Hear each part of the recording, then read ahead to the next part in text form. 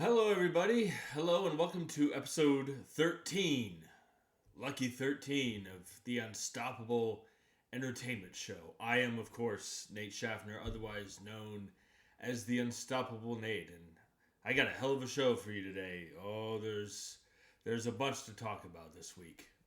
But before I get into it, I just want to remind everybody that if you like this show, go ahead and hit the like button, hit that subscribe button, and spread the word. Tell your friends.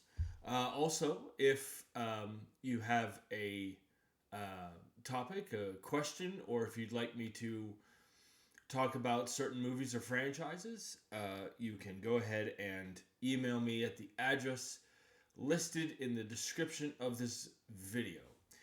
So with that down out of the way, let's get started here. Let me fix my shirt. Okay. So the first piece of news that I want to talk about is this. Season 2, this is some Marvel Cinematic Universe news, some MCU news. So season 2 of Daredevil Born Again is coming. I think it's coming. Let's see. Well, it's coming soon. I'm not sure exactly when. And it turns out that in season 2, there will be a new character coming in for season 2, and that character will be played by Lili Taylor. This article was on CBR, published earlier this week. And this article says that the cast of Daredevil Born Again is expanding. With season 2 now in production, another newcomer to the series has been revealed. Per Deadline, Lili Taylor has boarded the cast of Daredevil Born Again season 2. She is the latest addition to the series, following the news that Scream and Scooby-Doo star Matthew Lillard had also joined the cast for the new season. This article does continue to and go on to say that word is Taylor will be playing a quote political foe for Vincent D'Onofrio's Wilson Fisk, unquote, though additional details about the character beyond this tease were not revealed. Now, Lili Taylor has been nominated for 2 or 3 Emmys, I think. And she's incredibly talented. I know her. She was in the first Conjuring movie with Patrick Wilson and Vera Farmiga. Lili Taylor was in the first Conjuring movie, and she was great in that. Particularly after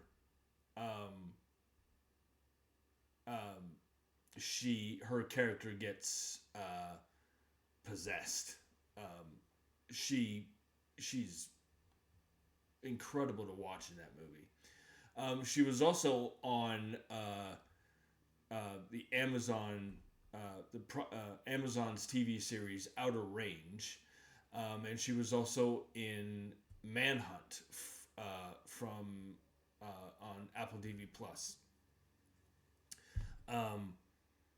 She was also on a TV series that I loved called 6 Feet Under, which that's one of the shows that she got an Emmy nomination for.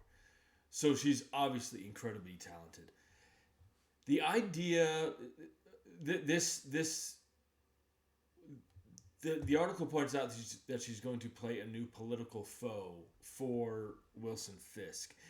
That's very intriguing because, okay, so full disclosure, I have not gotten around to watching Daredevil Born Again season 1 yet. But from what I understand, Wilson Fisk is mayor, if I understand that correctly. And the series picks up after the Netflix series, which I did watch and I loved. So this idea that Wilson Fisk, depending on your point of view, the character of Wilson Fisk may or may not be running the city correctly, or in an ideal way, and Lili Taylor playing a character who was a political foe for Wilson Fisk, like someone who could come in and potentially undo everything that Wilson Fisk has done and be that political rival. That's very intriguing, and I wonder how that will affect the character of Matt Murdock, the character of Daredevil. If the city starts to get cleaned up, how will there be a relationship between Lili Taylor's character and the character of Daredevil? That could be interesting. And if the city gets cleaned up, will there be a purpose for Daredevil? These are all interesting questions, I think. But I love the idea that, Lili Taylor is going to play a character that is essentially going to stand up to Wilson Fisk, and I'm not going to take it anymore. I really love that. So jump in the comment section and let me know what you guys think about Lili Taylor joining Daredevil Born Again Season 2. Moving on here. So I've talked, I think it was either last week or a couple of weeks ago, that Russell Crowe is going to be in a new Cold War thriller titled $1 Billion Spy. And the movie and it's going to be about Russell Crowe is going to play a Soviet electronics engineer who passed on top secret military intelligence to the CIA, and it's based on a real life story, and it's also going to be adapted from it's based on a best-selling book by David E. Hoffman,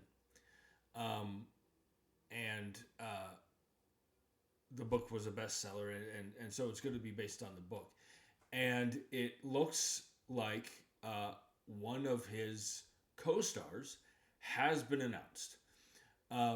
This article is on Screen Rant, published by Katrina Yang.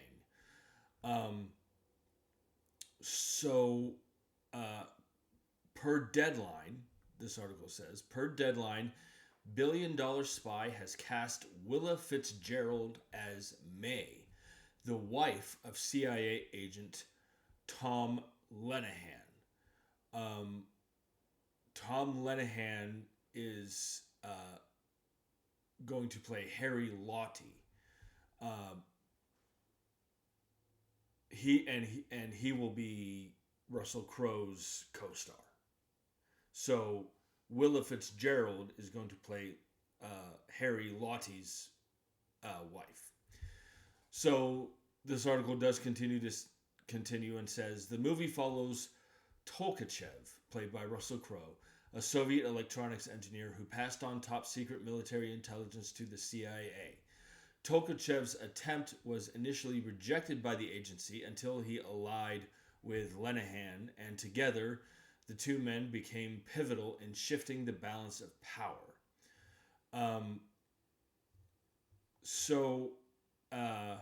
Let me see here. Um, there's not much more character information about Willa Fitzgerald's casting. She was on that. She is on that show, Reacher. Um, so this says to me, they're doing more casting. The this movie is currently in pre-production, and they're going to be filming soon, and this is interesting to me because obviously I enjoy movies that are based off of true events, especially true events that didn't really I'm not aware of, and the idea that Willa Fitzgerald is joining this, and she will be playing Tom Lenahan's wife. It says that part of the premise of this movie is that Russell Crowe's character and Tom Lenahan's character kind of team up, and how will that relationship affect? Maybe it affects his marriage. Maybe it affects his relationship with his wife in some way. And will she be of help? Will she object to this? This is all interesting character stuff that I'm wondering about. I am very interested in this movie. I love Russell Crowe, and a Cold War thriller movie. Kind of a spy movie. I'm very interested in that. So jump in the comment section and let me know what you guys think so far about the casting of this movie. What did you think of? What do you think of Willa Fitzgerald on Reacher? Do you think she'll be a good cast member to join this movie? Jump in the comments section and let me know your thoughts. Okay, this next piece of news has to do with an upcoming movie starring Brad Pitt. I think I mentioned a few weeks ago that director David Ayer, director David Ayer and Brad Pitt will be teaming up again. I believe David Ayer directed that movie called Fury with Brad Pitt. People refer to it as the Brad Pitt tank movie. It was a World War II movie, and he also, David Ayer just directed what's the movie? A Working Man that just came out a couple weeks back, starring Jason Statham, which I've heard was not so good. But anyway, so David Ayer and Brad Pitt are teaming up again in a movie called Heart of the Beast. And it looks, and according to this article here, at least one of his co-stars has been announced. This article is on The Hollywood Reporter, published by Ryan Gajewski. I hope I'm pronouncing that right. So this article says Anna Lambe is set to co-star alongside Brad Pitt in Paramount Pictures' action-adventure movie, The Heart of the Beast. Now, Anna Lambe was on True Detective Night Country. She's also known for I can't think of the name of what I'm thinking of. But she was on True Detective Night Country, and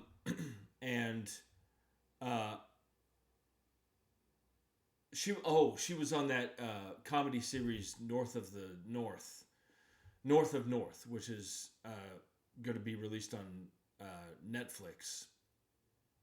So Anna Lamb is going to co-star alongside Brad Pitt, and this article does continue and says the heart of the beast centers on a former Army Special Forces soldier played by Brad Pitt, who fights for survival with his combat dog after a plane crash strands them in the Alaskan wilderness.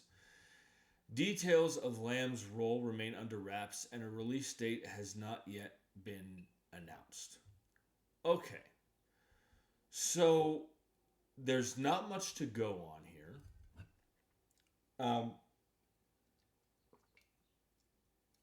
Excuse me. So, what I will say is that the movie that David Ayer previously did with Brad Pitt, I have not seen, but I've heard it's amazing. I've heard it's great. It's called Fury. I've heard it's great.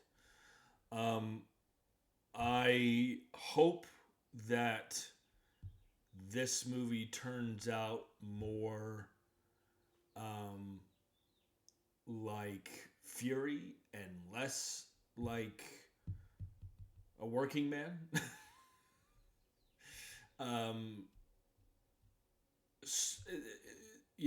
So there are questions that I have about this movie. Like, is Anna Lamb's character going to be part of Brad Pitt's?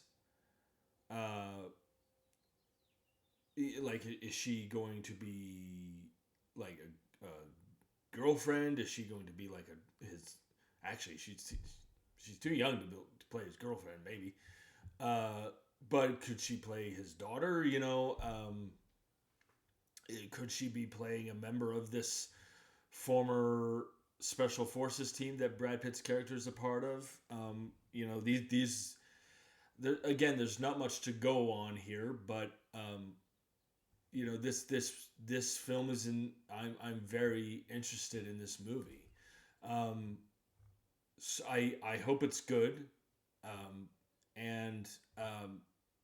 so jump in the comment section and let me know what you guys think about Anna Lamb joining Heart of the Beast, starring Brad Pitt. This next bit of news is a bit interesting. So, Zack Snyder, the director who made Man of Steel, he made 300. He made Watchmen. I want to make sure I get my information correct. He will be directing an MMA movie, a mixed martial arts movie. So, let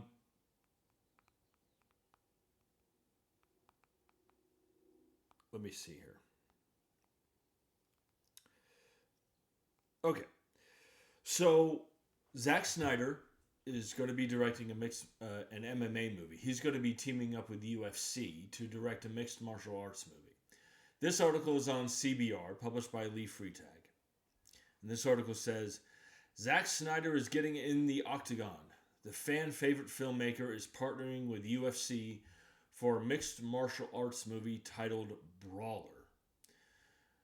This article goes on to say, per Variety, Snyder will co-write and direct Brawler. The movie, according to the logline, will, quote, portray a young fighter rising from the rough streets of Los Angeles to get a shot at a UFC championship, but having to battle his inner demons as he fights for redemption.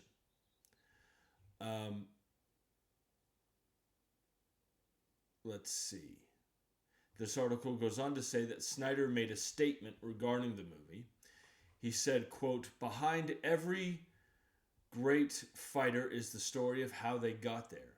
UFC is the world leader in combat sports, and I'm honored to be partnering with them to tell this incredible story, unquote, Snyder said in a statement. this right now, Zack Snyder is currently in development. He's doing a movie at Netflix right now, and Brawler will be his next movie after that. So I I have mixed feelings about Zack Snyder as a director. Quite honestly, um, the stuff that he has done at Netflix recently, um, the Rebel Moon movies, Army of the Dead. I actually know people who worked on Army of the Dead, and they didn't have very nice things to say about it, quite honestly. I have heard the Rebel Moon movies that he's done at Netflix are just some of the worst movies I've ever seen. Um, you know, um, the Batman v Superman, Dawn of Justice. You know,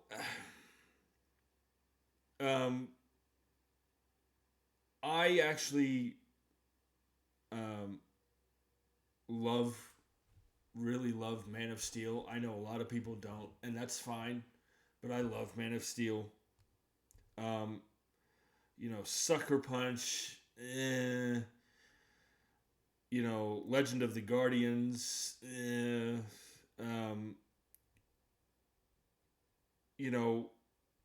Watchmen.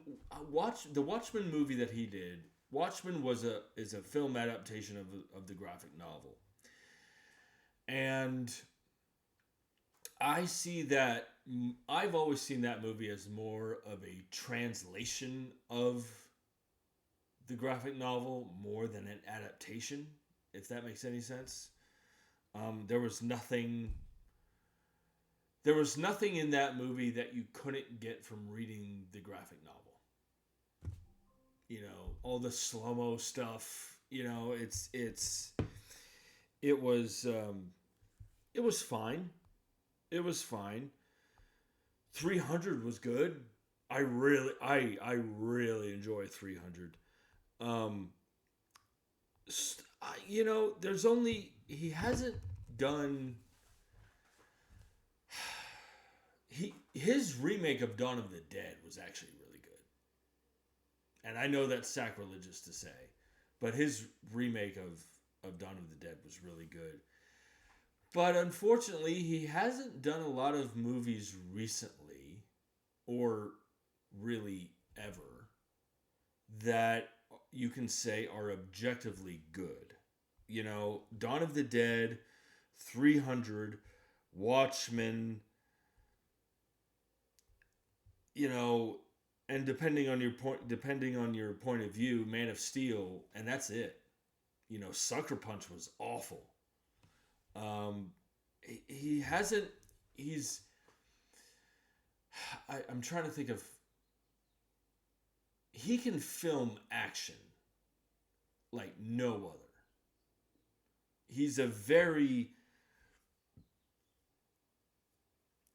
I think he excels at visuals more than anything, but great visuals without emotional context, emotional storytelling, great visuals mean nothing. So his especially after the Rebel Moon stuff that he's done at Netflix, I can't I have trouble getting excited about this. He also, if you watch him in interviews, particularly regarding the comic book stuff that he's done, Man of Steel, Batman, especially Batman v Superman, he kind of comes across as like, you know, uh, he kind of comes across as like, you know, I'm the shit and screw everybody else and screw anyone who doesn't think that, you know. He kind of comes, yeah, he kind of comes across like that. I, I, I hope this movie is good, but there's very little to get excited about for me. I used to love Zack Snyder, and then the stuff that I'll be honest with you, the stuff that he's directed post Man of Steel has just been terrible. It's just been terrible. And the premise sounds kind of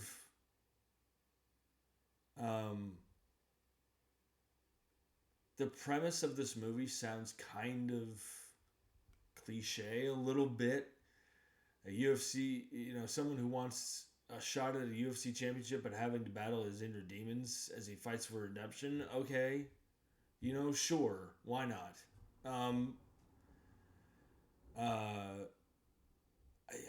I just, all I can say is that given Zack Snyder's recent film, especially his recent filmography, I just can't get excited about it. And hopefully I'm wrong. You know, I would love to be wrong. I would love for this movie to be good and do well, and for Zack Snyder to be adored by fans once again. You know, but I don't know. I mean, we'll see what happens. So jump in the comment section and let me know what your guys' thoughts are on Zack Snyder directing an MMA movie, teaming up with UFC to direct an MMA movie. What do you guys think about that? Jump in the comment section and let me know your thoughts. This next piece of news is rather, this next piece of news is kind of out there. It sounds a bit crazy, to be honest with you, and you know what? I'm on board with it. So, I don't know if anyone has seen a movie that came out a few years back called Cocaine Bear. And I think it was directed by Elizabeth Banks. And I've heard it was good. And it was based on a true story. So the producer of that movie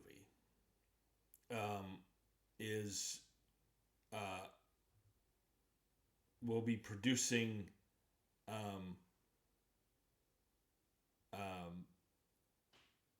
this movie that I'm going to be talking about here.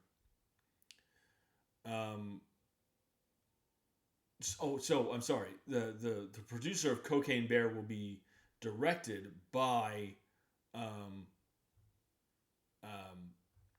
the person behind Cocaine Bear. So this article is on CBR, published by Deanna Carpenter. And this article says, Oscar nominee Josh Brolin from No Country for Old Men and obviously various other films is in talks to star in Whalefall, a new film from 20th Century and Imagine Entertainment. Let's see. This article goes on to say, Whalefall is based on the Daniel Krauss novel of the same name and is set to be directed by Brian Duffield from Cocaine Bear, who will co-write the script with Krauss, with Daniel Krauss. This is the crazy part. The movie will center around a scuba diver who is searching for the remains of his deceased father. The diver gets swallowed up by an 80-foot, 60-ton sperm whale and has just 1 hour to escape before he runs out of oxygen. After he gives up on life, the young man finds himself surprised to find he has a reason to live in, quote, the most dangerous and unlikely of places. This sounds completely ridiculous and completely awesome. And I just take my money now. This article does also say that Austin Abrams from Wolves is going to co-star in the film with Josh Brolin. Now, judging by the premise of this movie, I'm going to... I don't know.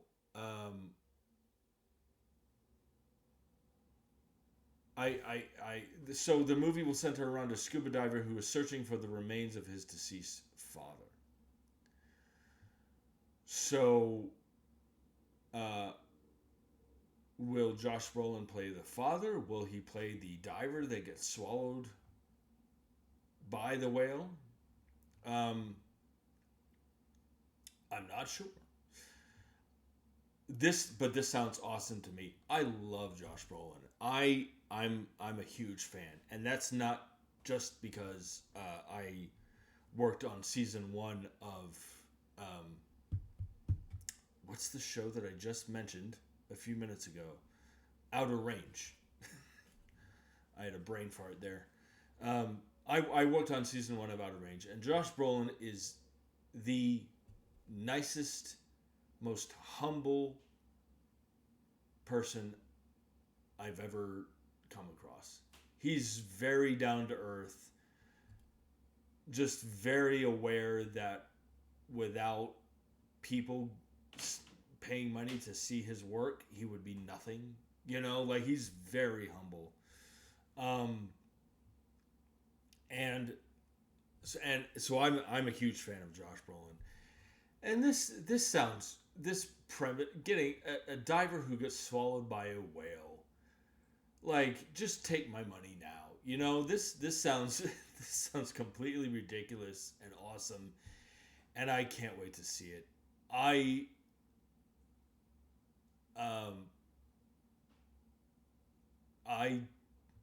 Yeah, you know, it's just one of the, sometimes you hear such an outrageous premise that you just can't help but be excited about it, and that's how I feel about this.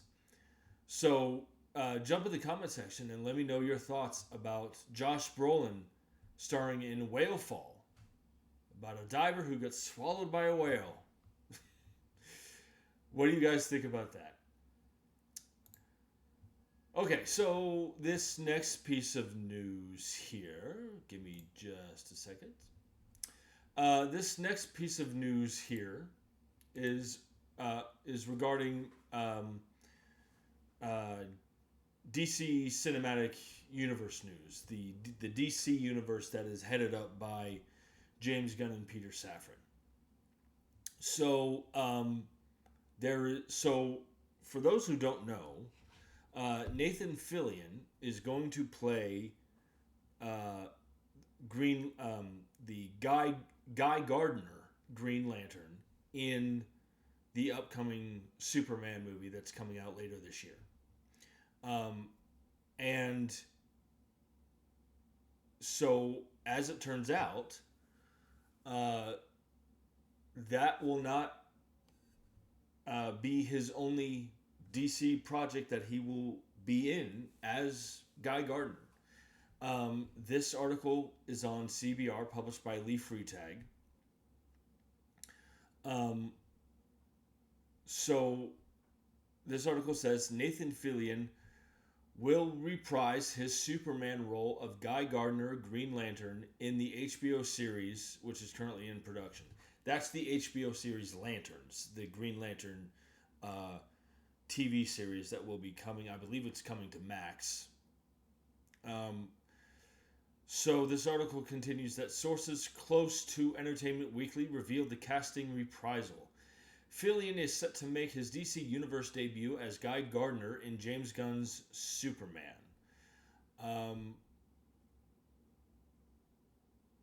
This article does point out that at this time it's unclear how exactly Fillion's Guy Gardner will factor into Lanterns, which is set to focus on arguably the two most well-known Green Lanterns, Hal Jordan and John Stewart, portrayed by Kyle Chandler and Aaron Pierre, respectively.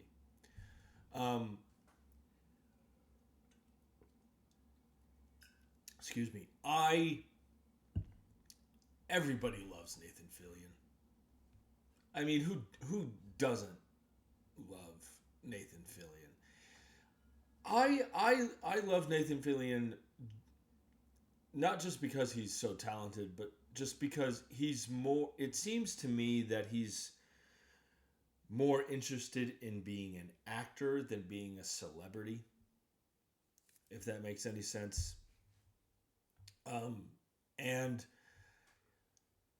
okay, so moving on to him being in Lanterns. This is interesting to me because, again, like this article points out, how will Guy Gardner factor into the show?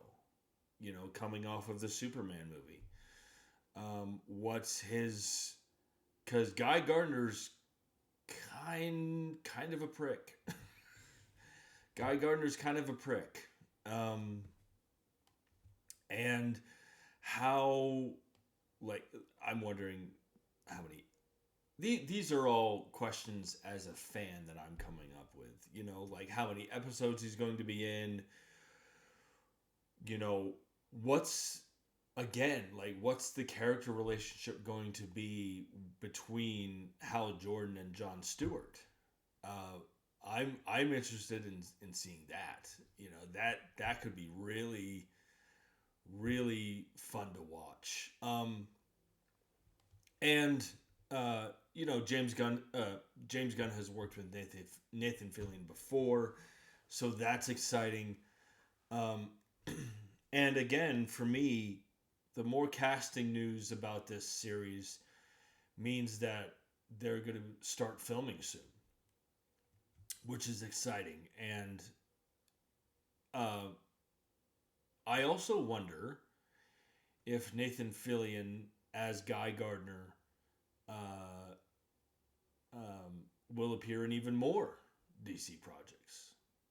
Will we get a Guy Gardner Green Lantern movie? Will we get a John Stewart Green Lantern movie? You know, I'm so excited about this. These are all questions that I have, and obviously,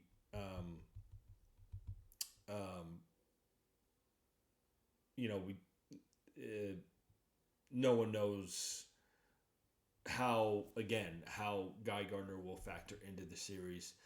I'm just excited that he's going to be in the series, to be honest with you. We'll see what happens. So jump in the comments section and let me know what your thoughts are on Guy Gardner, Nathan Fillion, being in the Lanterns TV series. So this next bit of news is over the past week or so, I've talked about so there's this romantic comedy coming out starring Daisy Ridley and Alden Ehrenreich, which I believe just got a title, and the title will be called The Last Resort. And there has been more casting news regarding that movie. This article is on Deadline, published by Matt Grobar. This article says that Tia Carrere has been tapped for a role alongside Daisy Ridley and Alden Ehrenreich in The Last Resort, the new Philippines-set romantic comedy from Miss Congeniality helmer Donald Petrie. This article goes on to say that Carrere will play Reina, a boss lady of the highest order who owns a number of resorts. Excuse me.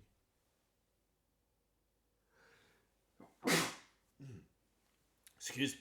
All right. Okay, so uh, what's interesting here? So first of all, I there was a point in my life where I had the biggest crush on Tia Carrere. Completely gorgeous. If any of you have seen the movie True Lies and the scenes that she has with Arnold Schwarzenegger, you know exactly what I'm talking about, right? Like, good God, that woman is gorgeous. Um, so so Tia Carrere will play a boss lady who owns a number of resorts, and the movie is titled The Last Resort. Okay, so maybe it's uh maybe there's not much information to go on here, so maybe Daisy Ridley and Alden Ehrenreich's character. It's a romantic comedy, so maybe they go on this resort kind of vacation where they tour all of these resorts and they end up uh, breaking up or getting back together at the last resort. Maybe, I don't know. But I like Tia Carrere, obviously. And I love Daisy Ridley, and I really like Alden Ehrenreich. And it's being directed by Donald Petrie, who directed Miss Congeniality, the first one, not the second one. The less said about the second one, the better. um, this. I've said this before. A good romantic comedy can be a lot of fun to watch, I think. This article does give a brief synopsis of the movie. This article says that The Last Resort follows Brooke, played by Daisy Ridley, who is determined to prove herself worthy of running her father's hotel empire. Oh, so there you go. When Brooke travels to the Philippines to scout a new resort location, she meets Ben, played by Alden Ehrenreich, a charming expatriate pilot who helps her discover the beauty of the country and a newfound sense of freedom. As love and duty collide, Brooke must choose between the life she's built and the one she's only just begun to love. Okay, so there you go. Done, Nate, if I just read the entire article.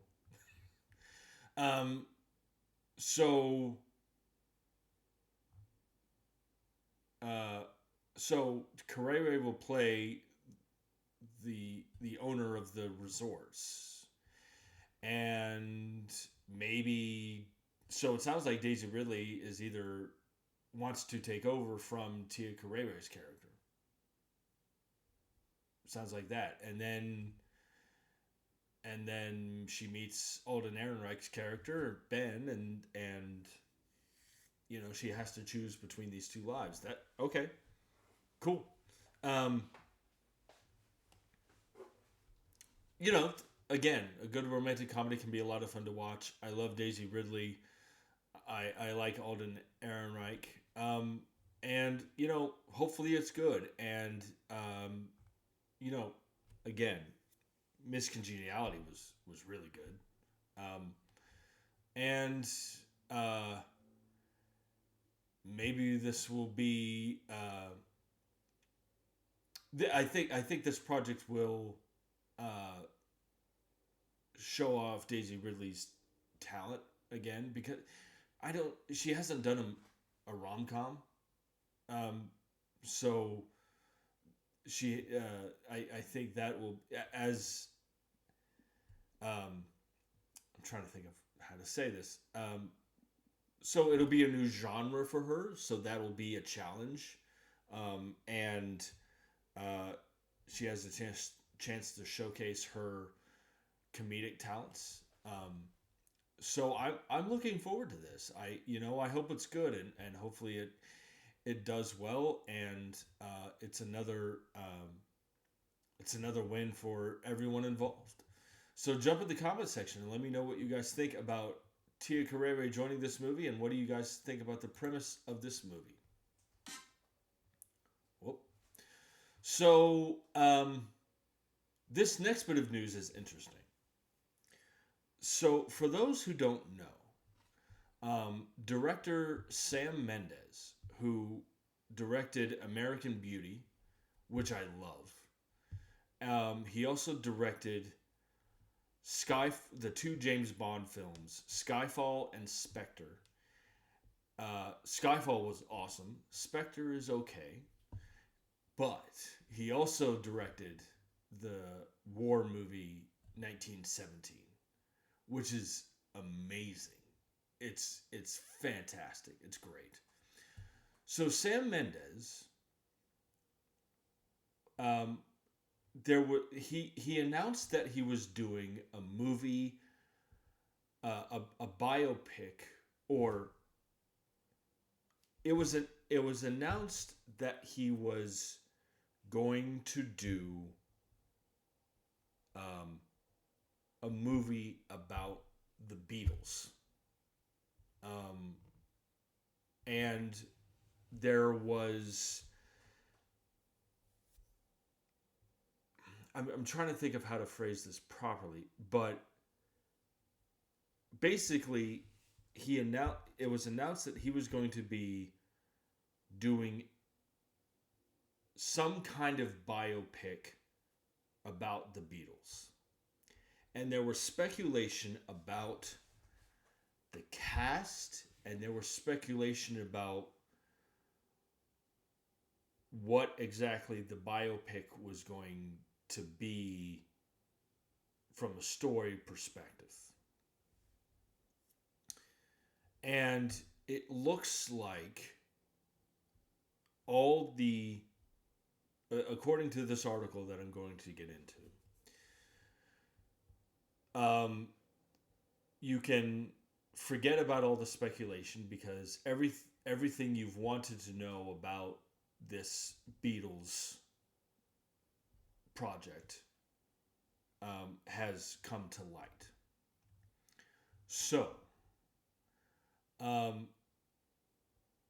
this article is on Variety, published by Brent Lang and Rebecca Rubin. So, there was an event. Before I continue here, I'm sorry about this. I want to make sure I get this right. So,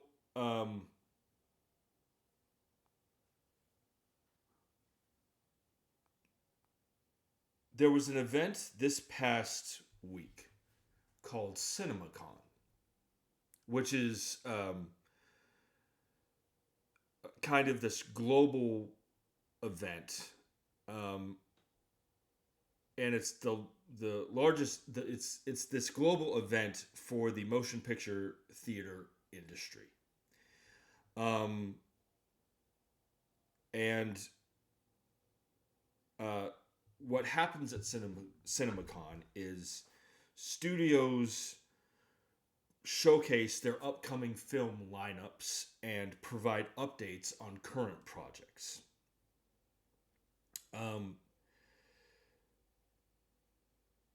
And it takes place in Las Vegas. And it's people who attend also get a first look at some upcoming films. Like sometimes they screen entire films. And the CinemaCon, producers and directors in the movie industry, along with some of the biggest stars in the industry, they all get together at this event. So at CinemaCon, and this is CinemaCon is a I believe it's a yearly event.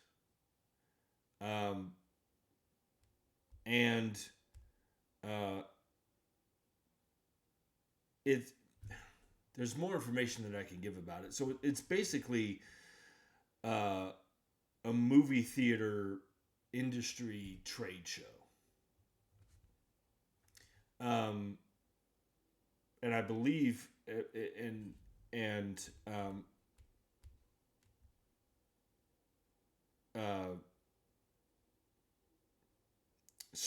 I believe it's a yearly event, and this year's CinemaCon was this past week. So Sam Mendes um, announced news regarding this Beatles movie at CinemaCon this year. And part of that news was that he is making 4 Beatles movies, 4 Beatles biopics, one for obviously every member of the Beatles. Now, part of the speculation uh, regarding this movie is who will be cast as the members of the Beatles. So, Paul McCartney will be played by Paul Mescal, or Paul Mescal, however you pronounce it.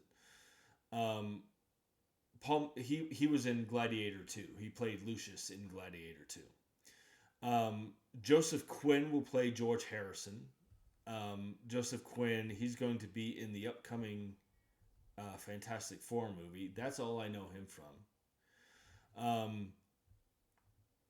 Barry Keoghan will star as Ringo Starr. Barry Keoghan, he was in that movie, The Banshees of Inisherin, most recently.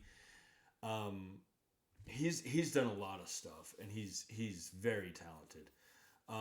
Harris Dickinson will play John Lennon. He is the only one that I've never heard of. Harris Dickinson, not John Lennon. So you have these 4 actors, these 4 guys who will play the Beatles. So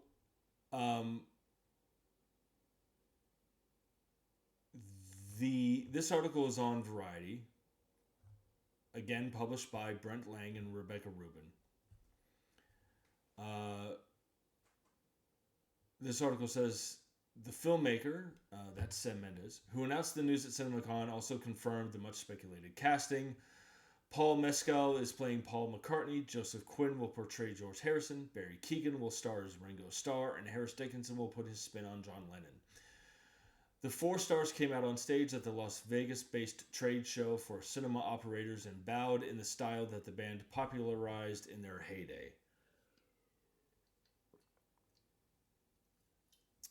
This article goes on to say, here's the official logline, quote, each man has his own story, but together they are legendary, unquote. Now here's the kicker. Sam Mendes, the director, promised, this article does say that Mendes promised that the multi-part biopic officially titled The Beatles, a 4-film cinematic event, will be the first bingeable theatrical experience. So all 4 movies will be released in theaters. This article does say it's unclear whether that means the movies will be released all at once or one per week over the course of a month, because earlier in this article, it does say that the 4 movies will be released theatrically in April 2028. So we've got a couple of years. So this is interesting because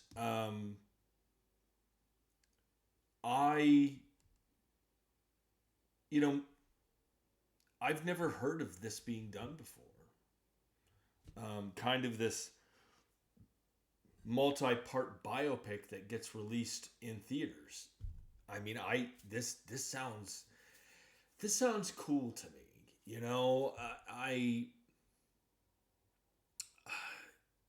It'll be interesting to see like how each biopic comes together. like it would be really cool to see each biopic end with the formation of the Beatles. You know, that would be really cool to see. And you know, the Beatles are, I think, arguably, I think the Beatles are certainly the most popular band in history. Greatest band, I think that's debatable, but they're certainly the most popular band in history.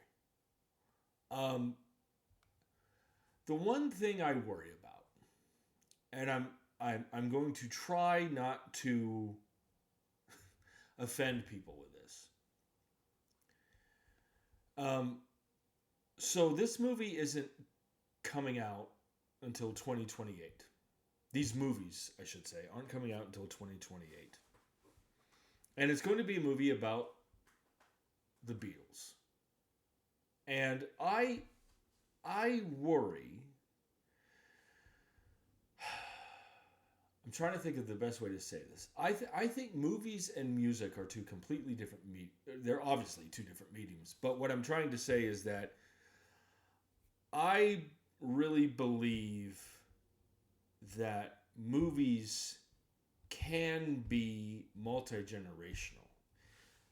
Meaning that, look, I watch movies from the 30s and 40s all the time because I choose to. You know, and I believe it's important for older generations to pass on cinematic history. Maybe I'm wrong. Maybe I'm the only one that does that. And I worry that sometimes I believe that music is not multi-generational.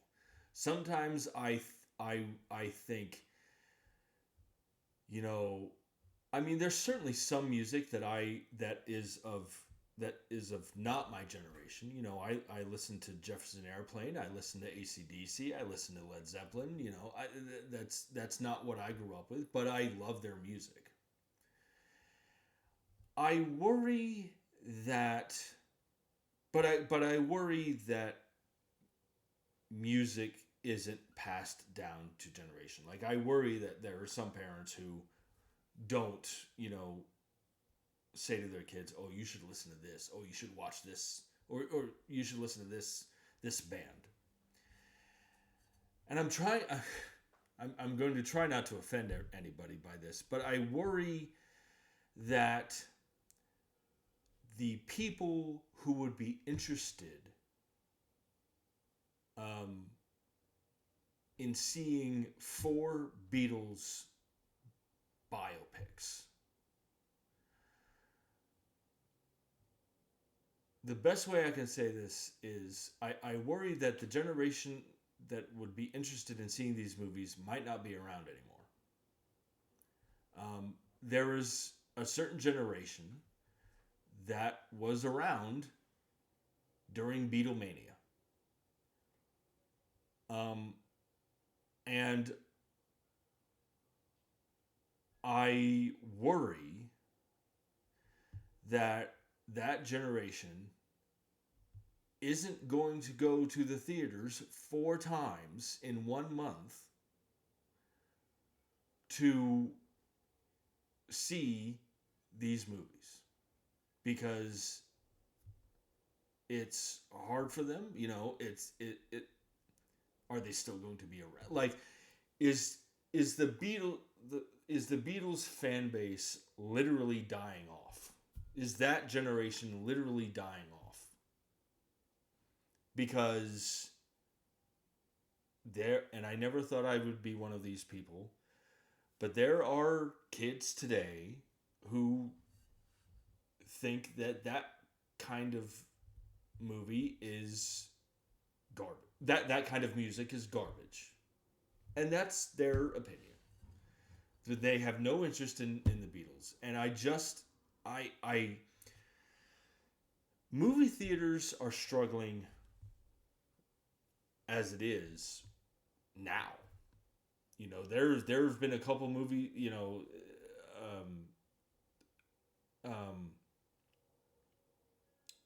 the director of Anora, who just won Best Picture and Best Director at the Oscars, talked in his speech about how they movie theaters are struggling and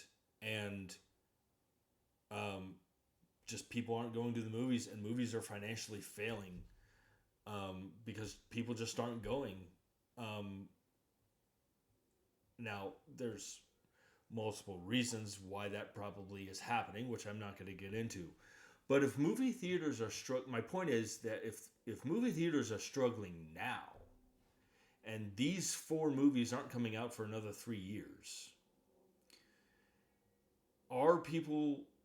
is the generation that grew up with Beatlemania going to go to the movie theater 4 times in 1 month to see 4 Beatles biopics? I don't know. I am, because I love biopics because I always learn something. And it's directed by Sam Mendes, and it's the Beatles. Like, come on. Now, truthfully, I was always more of a Monkees fan. Don't tell anyone. But it's the Beatles. Like, I want, sometimes I hate admitting this, but I hate that I didn't learn and pay attention more in school, and I learned by watching films.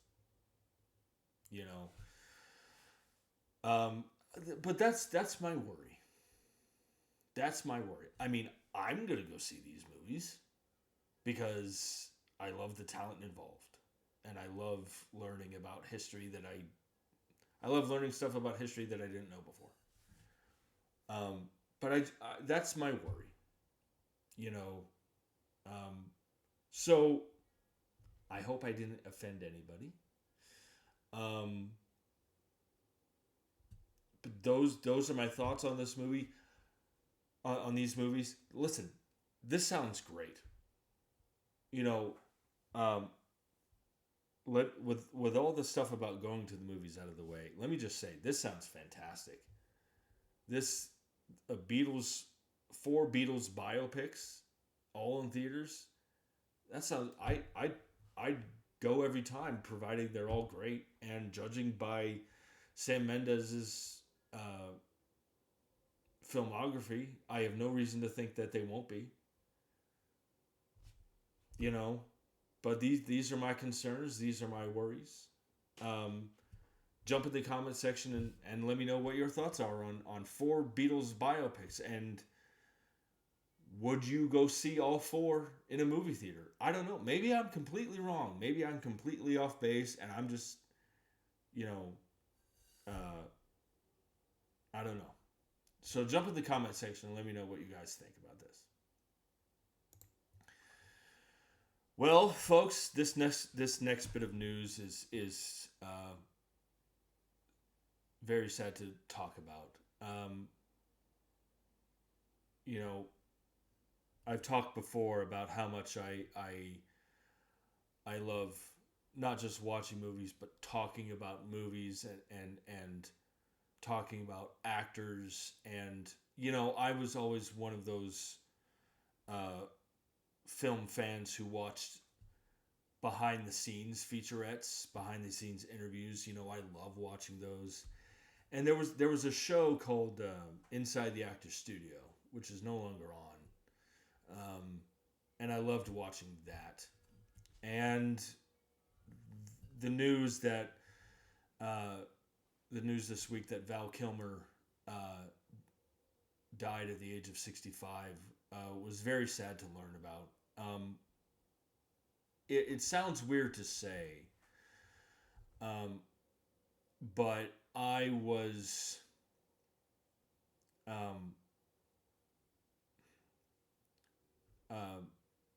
it sounds weird to say because his first movie came out during the 80s. So there's a so and I was born in the I was born in the 80s, grew up in the 90s. So this is going to sound weird to say because of the generation that he was in, but I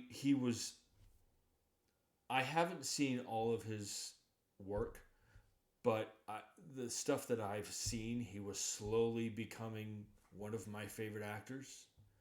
Um, you know, he was, obviously Top Gun, and I love that he was in Top Gun Maverick, and the scene that Val Kilmer had with Tom Cruise in Top Gun Maverick was incredibly emotional, and um, I feel very, very lucky to because him being in Top Gun Maverick, that ended up being his last performance, and I feel very lucky and very just um, I just feel very lucky to have seen that movie in the theater, and to have seen his final performance in the theater. I just want to run down a quick filmography here.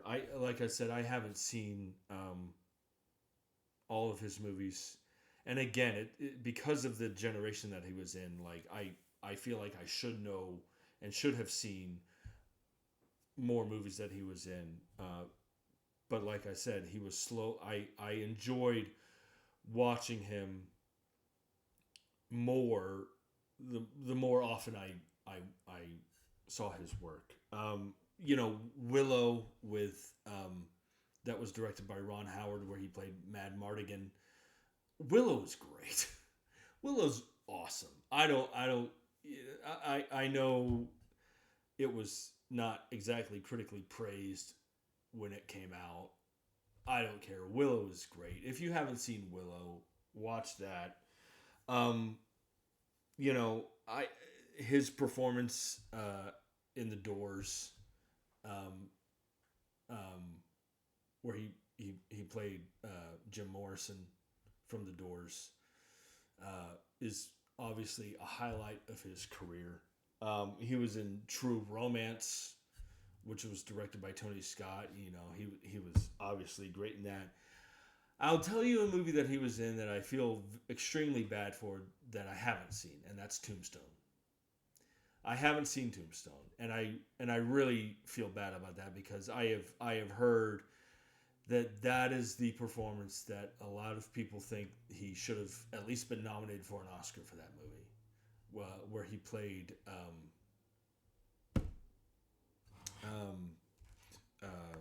Doc Holliday. I need to see that movie. And Kurt Russell obviously is in that movie. I'll tell you a funny story. So he was in 2 or 3 movies in 1995.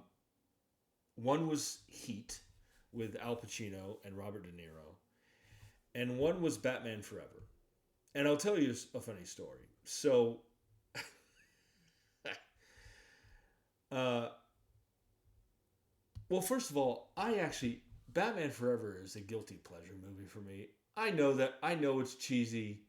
I know it's over the top. And I know it's not the best. But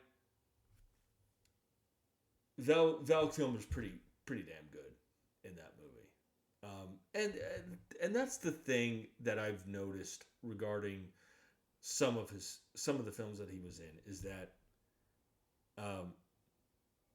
even if the material wasn't good, he was always very good. He was very committed to the craft of acting. But I'll tell you a funny story about Batman Forever. So there were 2 movies that I was interested in seeing in 1995. And one was Batman Forever, and one was Apollo 13. And in the summer of 1995, my mom and my sister and me were up in Maine visiting our grandparents, visiting my grandparents, and I wanted to go see a movie, and I'm telling the story, and I'm telling this with all the respect in the world. So my grandfather took me to the movies that summer, and there were two choices. And my first choice was Batman Forever, but the screening that we were going to go see of Batman Forever, it was sold out, so we couldn't see it. So we went to go see Apollo 13, and I know for a fact that, well, I can tell you this. We saw Apollo 13. And we both me and my grandfather, enjoyed it. We both loved it. Apollo 13 is still one of my favorite movies ever. I can tell you, if we had seen Batman Forever, I can tell you that only one of us would have enjoyed that movie, and it wasn't going to be him. And I say that with all the love and respect in the world. But my grandfather would not have enjoyed Batman Forever. He would have probably thought it was silly as hell. So I just wanted to tell that story really quick. He was in Pollock with Ed Harris. He did this movie. I should point out that I haven't seen, I think post 2005, I haven't seen much of his work. But I wanted to tell you, there's a movie that he did with Robert Downey Jr. And this was before Robert Downey Jr. This movie came out in 2005. And so this was before Robert Downey Jr. was Iron Man. He was in this movie with Robert Downey Jr. called Kiss Kiss Bang Bang. And basically the premise of that movie is Robert Downey Jr. Plays a thief who accidentally auditions for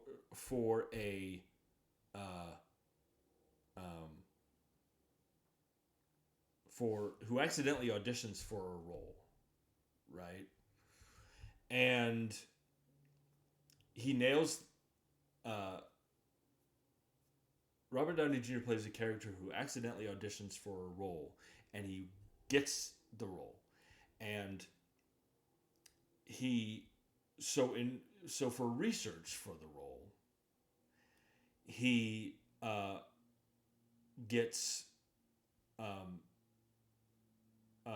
he teams up with Val Kilmer's character. Val Kilmer's character is literally named Gay Perry. So Robert Downey Jr.'s character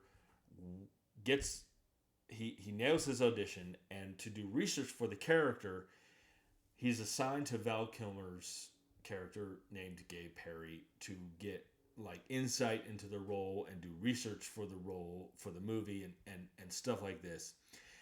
And then something happens in the movie, and that movie is. And so basically Robert Downey Jr.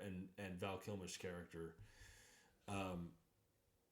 they have to solve it together, and it's so funny because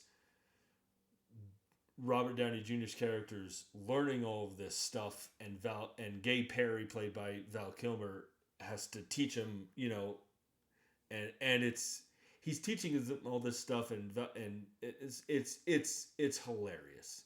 It's great and it's hilarious, and it's directed by Shane Black, who was the creator of Lethal Weapon. If you haven't seen Kiss Kiss Bang Bang,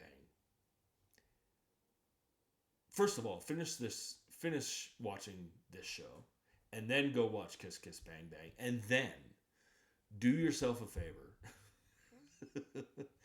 and watch, if you can find it. You can probably find it on YouTube. Watch the gag reel for Kiss Kiss Bang Bang, because it's so funny, and Val Kilmer is so hilarious. And so that's of I will say, of the movies that I have seen Val Kilmer in, Kiss Kiss Bang Bang is my favorite. I need to watch more of his work. From what I have read about him, he took the craft of acting very seriously, and he had. I did read his thoughts about Batman Forever, and basically his thoughts were that because now he's done. Batman Forever was enormously successful. It was a commercial success. It made a lot of money, and basically his thoughts on Batman Forever were that now, because of the success of Batman Forever, I might not get. Basically, he said that because it was such a success, he got roles that he maybe wouldn't have gotten had he not done a Batman movie and had it not been a success. Which, is fair to say, I think. You do a big movie like that and it's successful, and you're obviously going to get more opportunities are going to come your way. But everything I've read about him,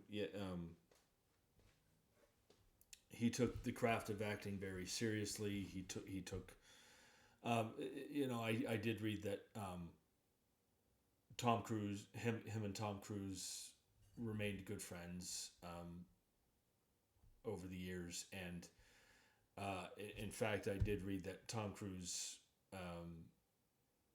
had a moment of silence at CinemaCon for him, which was nice. And there's a whole generation of film fans who will miss him, and I'm kind of one of them. I need to watch more of his work, especially Tombstone. That's the one that everybody's talking about, especially now. But he will be missed by film fans, and the great thing about movies is that they last forever, so I just wanted to share my thoughts about Val Kilmer, and he will be missed, absolutely. Let's excuse me for just a second.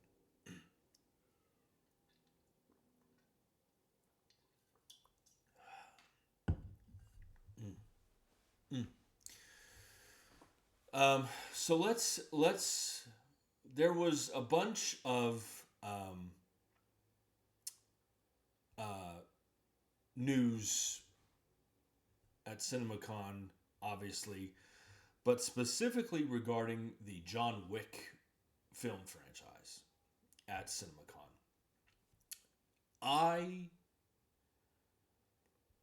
know I'm gonna probably get in trouble for swearing, but I fucking love the John Wick movies.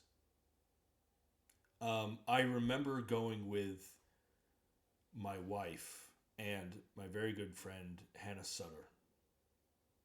Hi, Hannah, if you're listening, if you're watching, to see the first movie, and I had no idea what this movie was, and we loved it.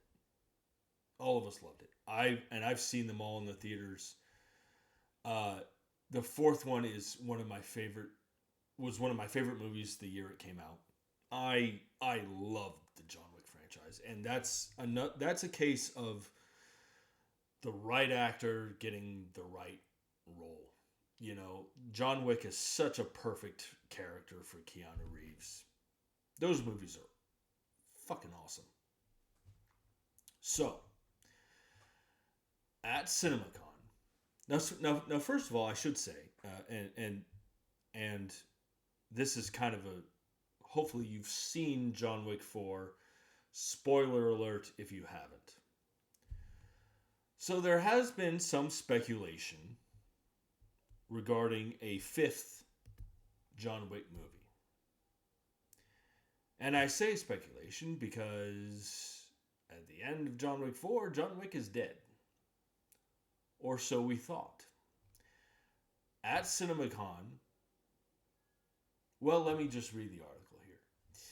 This article is on CBR, published by Monica Coleman. This article says, I'm going down to the middle of the article here, per Variety, Lionsgate, that's Lionsgate Studios, treated fans to a surprise at CinemaCon Las Vegas on Tuesday morning, confirming that highly anticipated John Wick 5 is officially happening.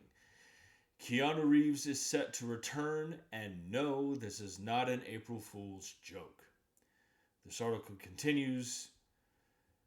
Reeves will reprise his role as John Wick in the upcoming spin-off Ballerina, which is coming out later this year, before making his way back to John Wick 5. The film will bring back director and producer Chad Stahelski and Thunder Road producers Basil Iwanyik and Erica Lee. There are no other details about John Wick 5's plot details, returning cast members, or production timeline. Okay, so he's not dead. Awesome. You know, his all I can say is there have been times in the John Wick movies where he thought he was dead and he wasn't. There have been times before where his death has been faked. And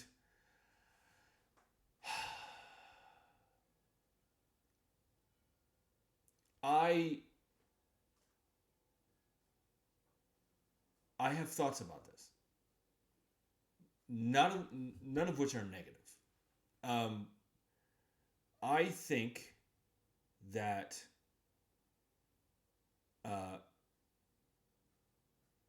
I think John Wick 4 was perfect. I think if you thought he was dead, then he's dead. I think if you thought that his death might have been faked or that he just got healed and I think if his death was faked or that he's still alive, that's great too. In my mind, the ending of John Wick 4,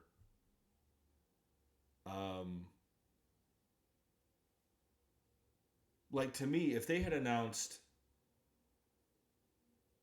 if they had officially announced that John Wick 4 was the end, great. Also, if they announced that they're going to do a John Wick 5 like they just did in this article, that's great too. I cannot tell you enough how much I am excited for this because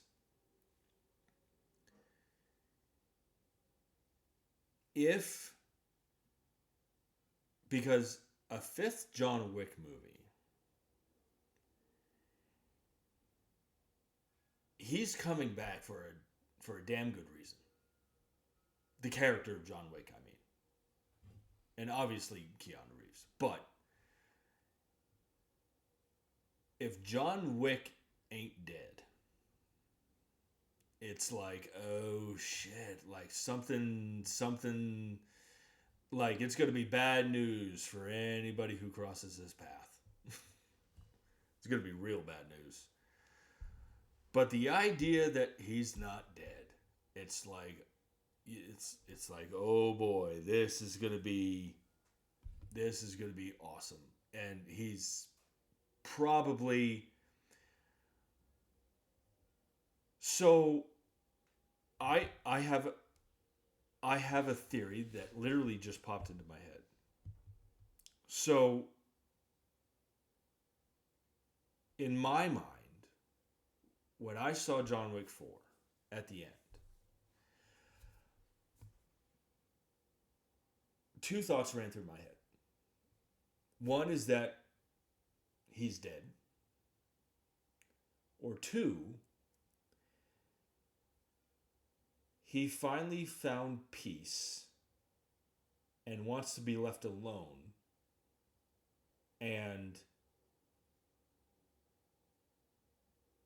But in order for him to be completely left alone, they have to fake his death. And fake his death publicly. In other words, like, you know, you see at the end of John Wick 4, the Winston character is at John Wick's grave and says, "Goodbye, my son." So he's either that was my thoughts. He's either dead, or or he's finally found his peace. He's finally found peace, and he wants to be left alone. So they publicly fake his death.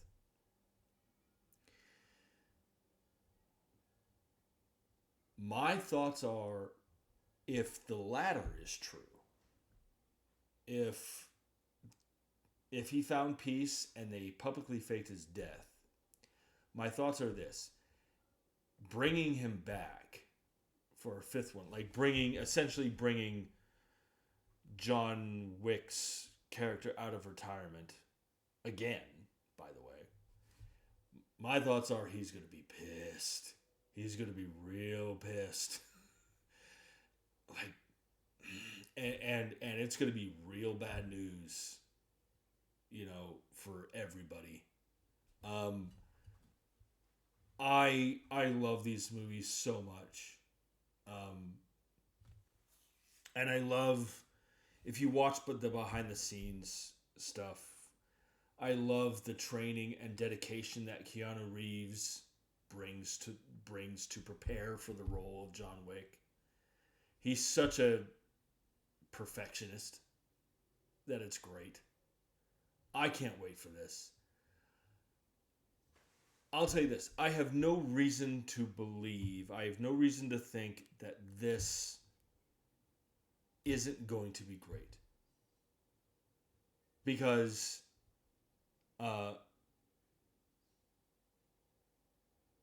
all four of them have been great. And like I said, I thought John Wick 4 was one of the best movies of that year.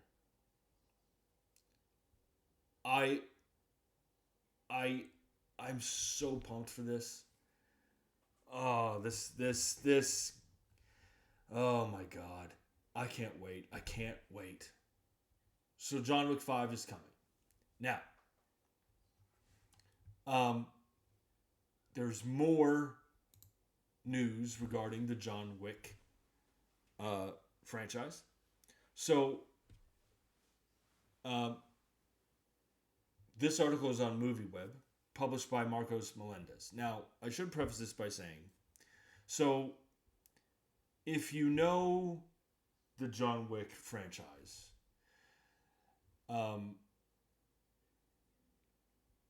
so there is reference in the John Wick movies. There is reference to what is called his impossible task.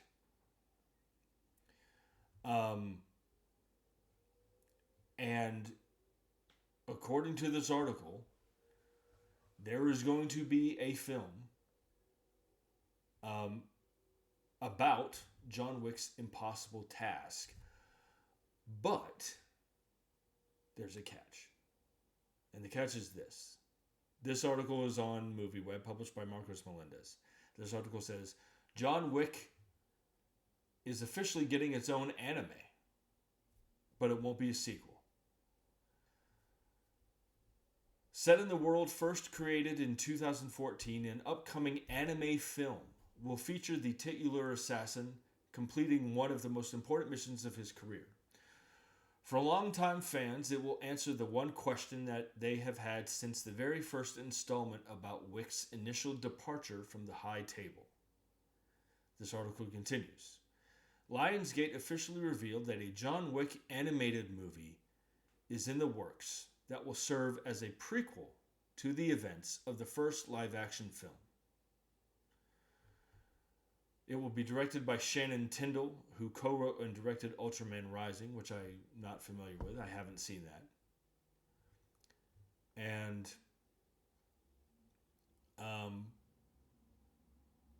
so the premise of the movie reads this. The animated film will go back in time to tell the story of John Wick before the first film as he completes the impossible task, the killing of all of his rivals in one night, in order to free himself from his obligation to the high table and earn the right,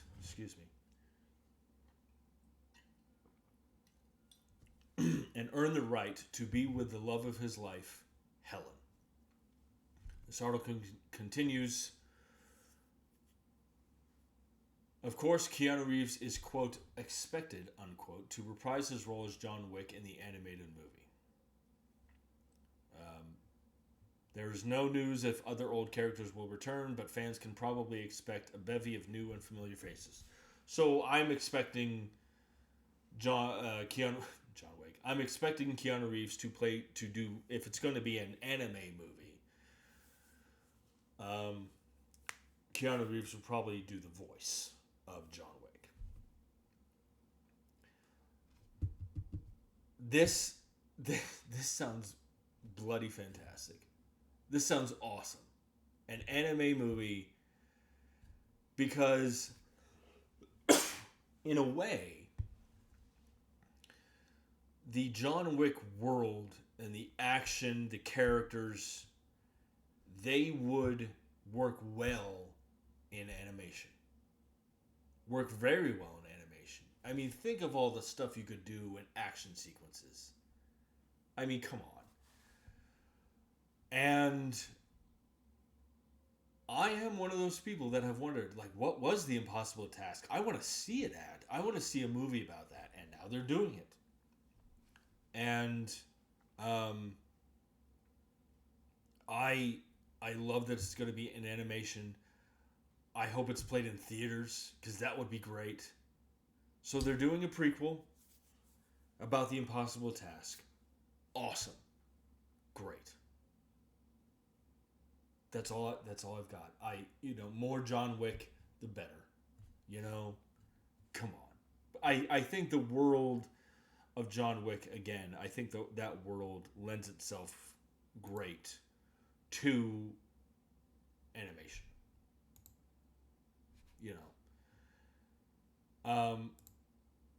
One more piece of John Wick news.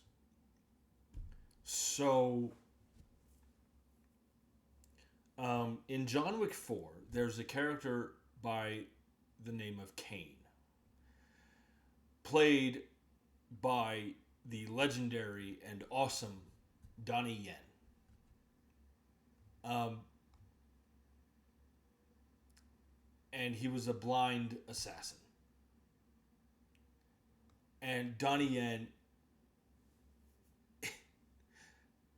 I'm a huge fan of Donnie Yen. And he's awesome in John Wick 4. This article is on The Hollywood Reporter, published by Boris Kitt.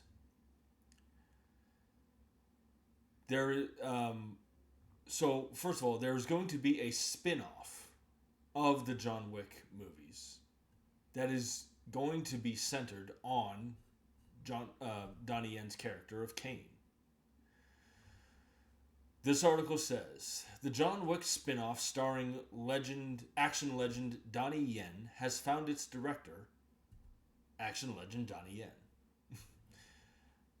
Yen was already starring in the Lionsgate feature, reprising his role of the formidable blind assassin known as Caine.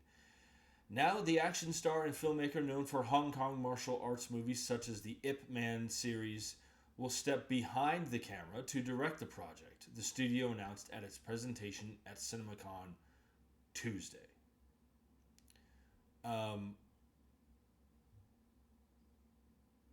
So,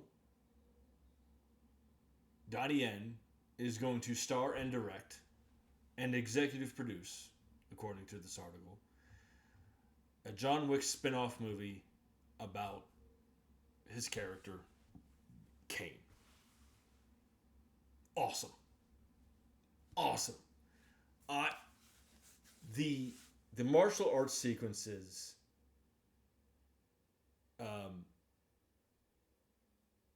that he has. Who did he get in the sword fight with? Oh, it's gonna bug me. He's a martial arts legend too.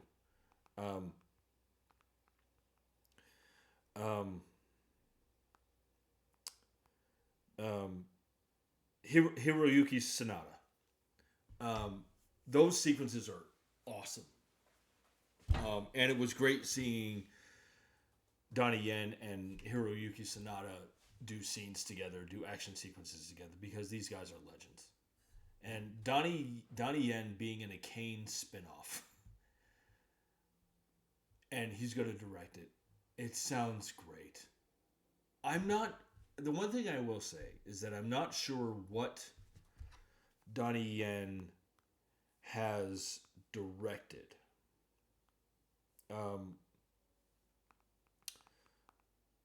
So let me see. Let me see if I'm familiar.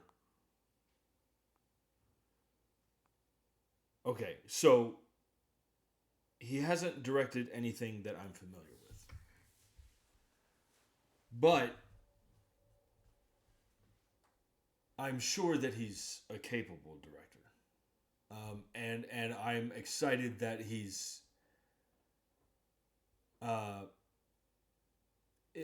it says to me, like, according to this article, he was originally just going to be the star of the movie and that they were going to get a different director.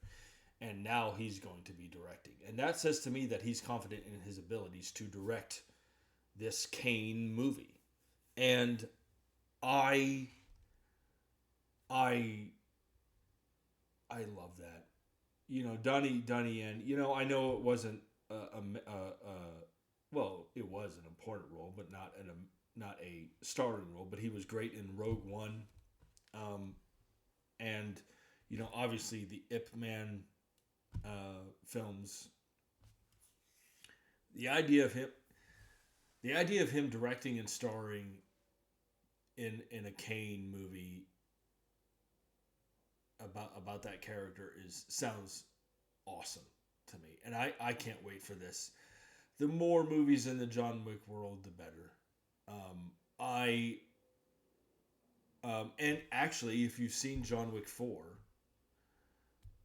there's a post-credit scene, and it is kind of revealed that, at least that there could be like at the time of that movie, and you see that scene, you're just like, oh, there could be a movie based on this character. You know, that sounds cool. And now they are doing one. So this sounds awesome to me. I can't wait for all this stuff. I mean, this is so cool, you know.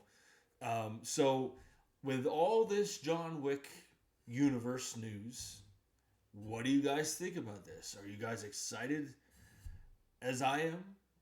Do you not like, for whatever reason, the John Wick movies? What are you guys' thoughts on this? Jump in the comments section and let me know. So, this next article has to do with more news out of CinemaCon. And that is this. This article is on Screen Rant, published by Brennan Klein. And this has to do with the Now You See Me movies, the movies about the magicians, which I actually kind of like. You know, I know they weren't critically acclaimed or anything like that, but I enjoy them. You know, and they've made a lot of money. You know, so this article is published by Brennan Klein on Screen Rant. Now You See Me 4 is a go. The franchise, which kicked off in 2013, follows a group of magicians known as the Four Horsemen who perform audacious Robin Hood-style crimes against the wealthy. Let me see.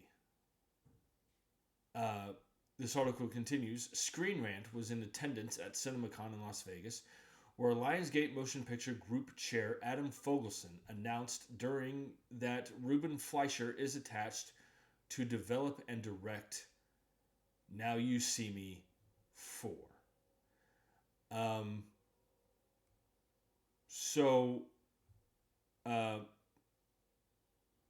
I believe that let me see if I want to get this. I want to get this right. So Now You See Me 3 is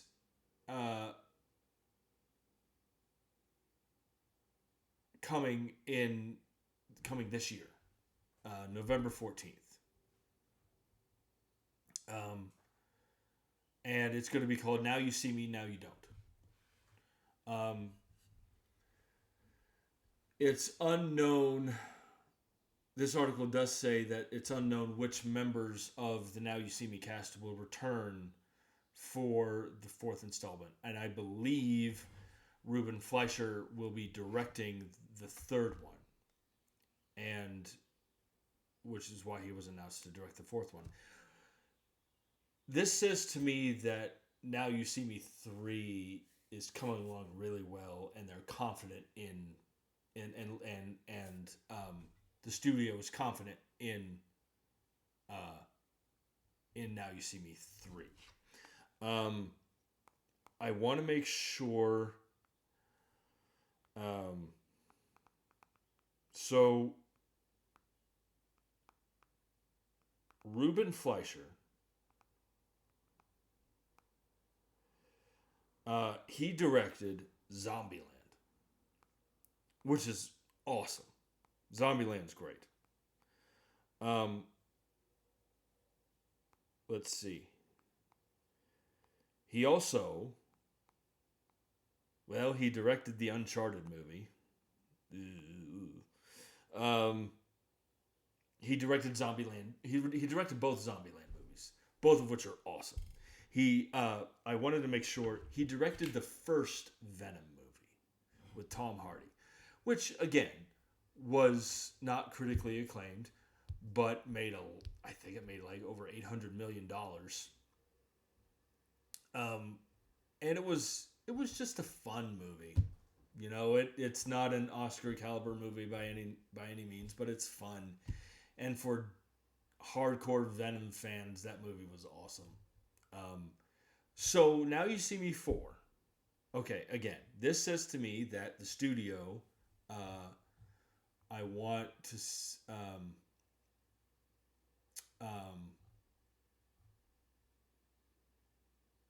Lionsgate, the studio Lionsgate. This says to me that Lionsgate is confident in Now You See Me 3. And that they're confident that it's going to be good and that people are going to go see it.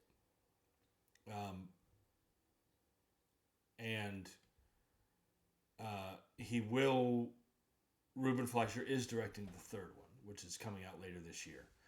You know, I like these movies. They're fun. Sometimes you go to the movies for just good all-around entertainment. that's what these movies are, at least for me. And I'm just looking forward to uh, seeing more of these more. I'm looking forward to seeing this cast together again. And to be honest with you, this is one of the few movies that Jesse Eisenberg has done that I actually like. I think he is overrated, but I actually like him in these movies. Woody Harrelson is so good in these movies. Woody Harrelson's great. Morgan Freeman, Mark Ruffalo, Dave Franco. Isla Fisher. They're all great. So Now You See Me 4 is coming. That's good news. So jump in the comment section and let me know what your thoughts are on Now You See Me 4. Do you like these movies? What do you think about this? Okay, so this next piece of news is very exciting. So for those who don't know, there is going later this year. There is going to be a live action remake of How to Train Your Dragon. And what is exciting about that, at least for me, is that the creator and director of the original film, and I think the whole franchise, is directing this live action remake. Now, one of the things that I've worried about with this live action remake is it going, and I don't know why I have been worried about it with this and not other live action remakes. And I've probably worried about this because it's the same person, it's the same director. One of the things I've worried about is it going to be a shot-for-shot remake of the animated movie? Because if that's the case, then I'm not interested. There was that awful, awful remake of Psycho that came out in 1998, starring Vince Vaughn as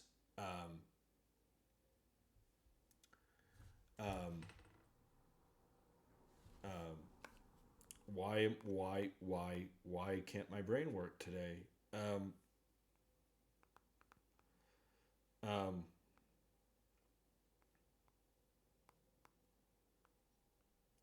Vince Vaughn played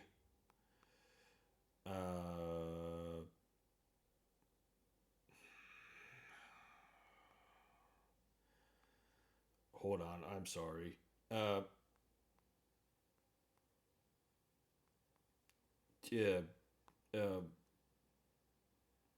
Anthony Perkins' character.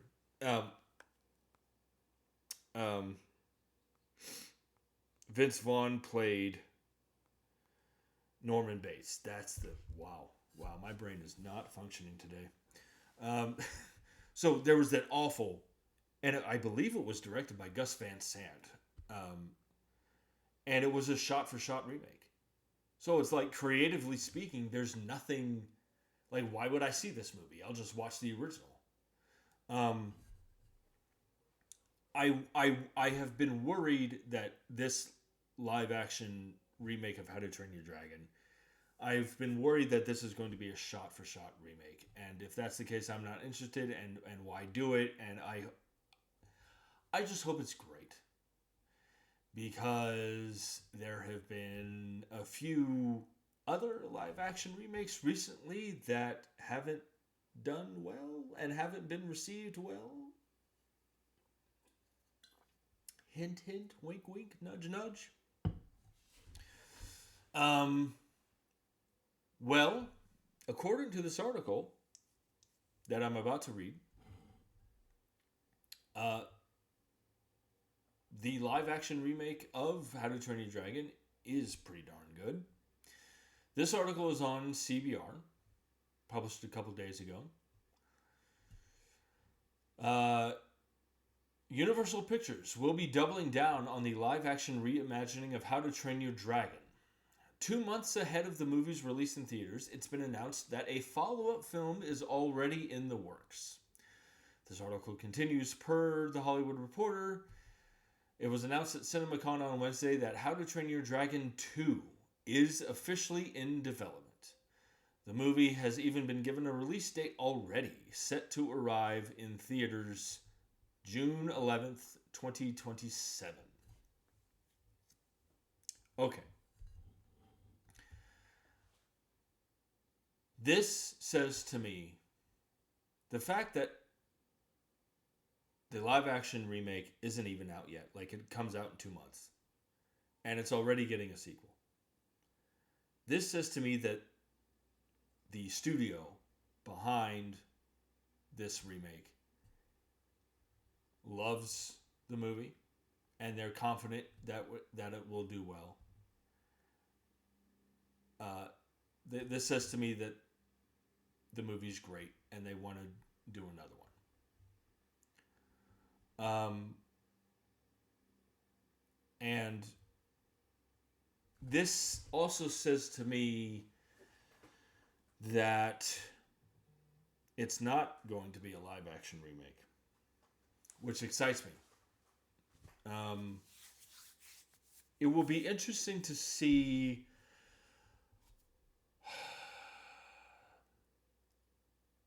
the tone of this movie. Whether it's going to be a little bit... I've heard rumors, mind you, that the story is going to be a bit darker, which is fine. I'm interested to see what the story will be for the second live action one. Like, will it be a little different? Will it be the same? Who knows? I have to say, I love the How to Train Your Dragon movies. I love them. I think, again, I think I find that when people talk about great movie trilogies,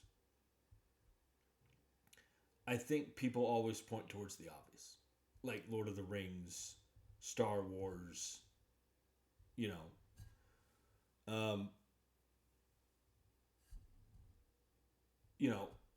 I tend to think of also even though it's not a trilogy anymore, the Toy Story movies, the Paddington movies, they're great.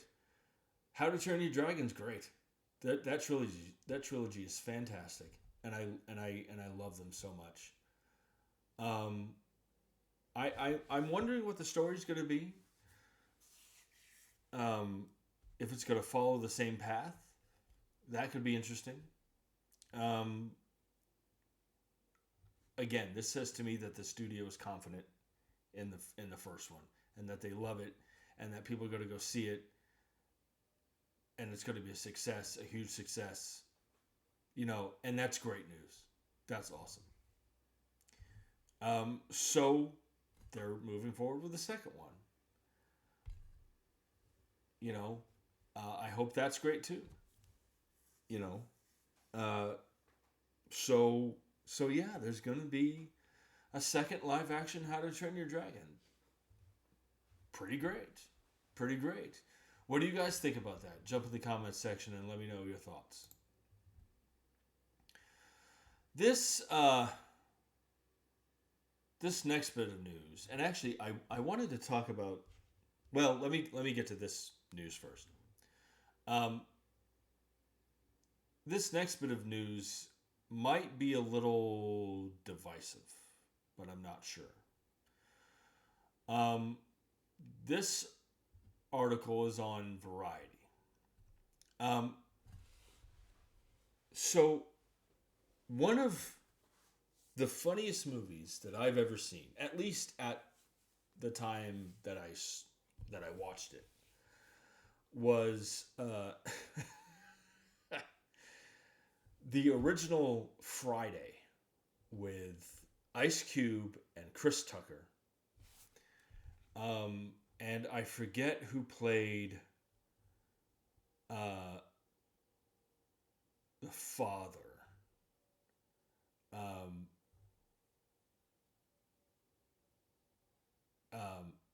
but you know, how the hell are you going to get fired on your day off? um, I thought that was one of the funniest movies that I'd ever seen at that time. I have not seen. What was it? The other two. Next Friday and Friday After Next. I heard they weren't good. Well, there's an article on Variety published by J. Kim Murphy. And it's regarding a new Friday movie. And it might be the last. This article says Ice Cube has reached a deal to write and star in a new Friday movie for Warner Brothers and New Line Cinema. The new feature, which is titled Last Friday, will mark the fourth entry in the comedy series and the first in over 20 years, following up Friday After Next in 2002.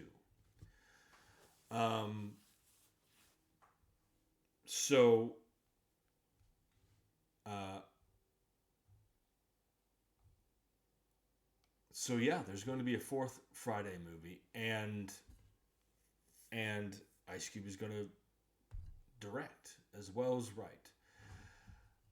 I love the original Friday. That's all I'm aware of. I mean, Regina King is in that movie. I mean, come on, that's awesome. I suppose I should watch next Friday and Friday After Next. And judging from the title, this might be the last one. Last Friday.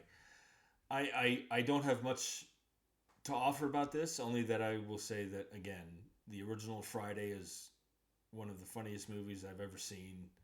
I haven't seen the other two. I've heard they weren't very good. Hopefully, this one will be. And I'm glad that Ice Cube is able to do it. So yeah, there's going to be a fourth. For those that care, there's going to be a fourth Friday movie. So I just wanted to know your guys' quick thoughts about that.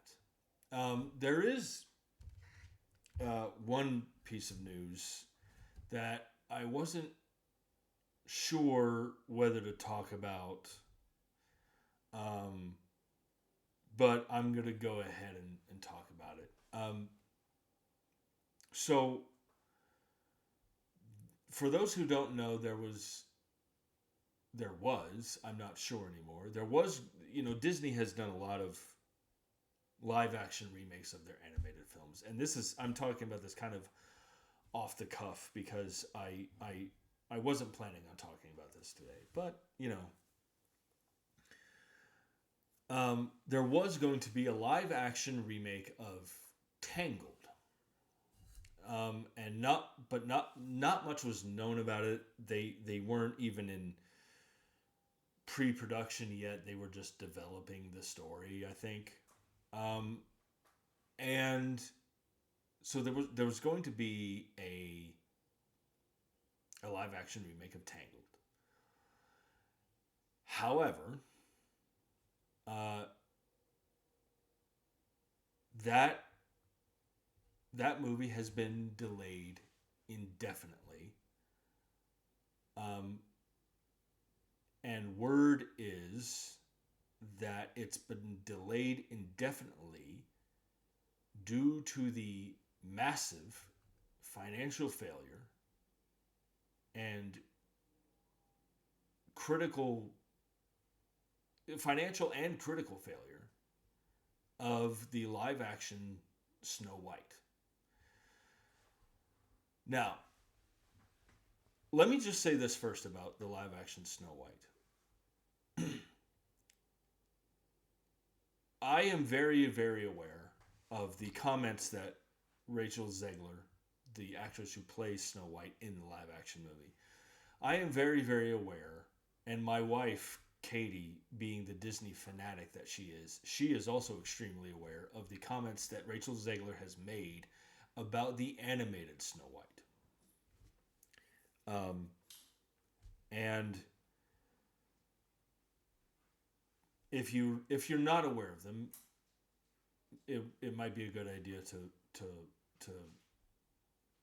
to research that. Basically, Rachel Zegler has bashed the original Snow White, and how do I want to say it? And basically, she has not made Disney look very good. She's been bashing the original Snow White, and this live action remake will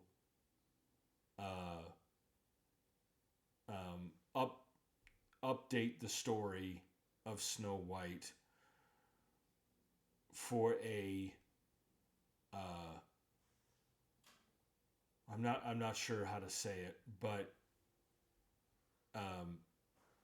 she basically implied that this live action version of Snow White will be less offensive than the animated Snow White, which is odd to say, because there's nothing offensive about the original Snow White at all. And she's basically bashing Disney and the movie, and to the point where the producer, and this is documented, the producer of the live action Snow White flew out and has reprimanded Rachel Zegler for all the stuff that she said. And